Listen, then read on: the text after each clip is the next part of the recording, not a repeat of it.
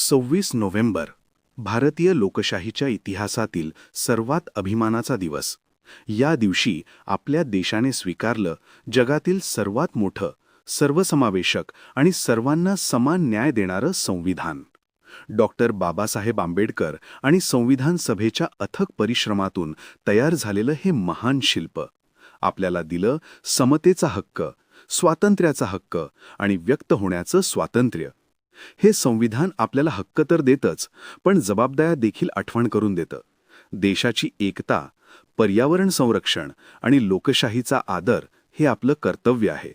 संविधान दिन म्हणजे फक्त स्मरण नाही, तर लोकशाहीला जपण्याची आणि न्याय, स्वातंत्र्य, बंधुता या मूल्यांना पुढे नेण्याची नवी प्रतिज्ञा.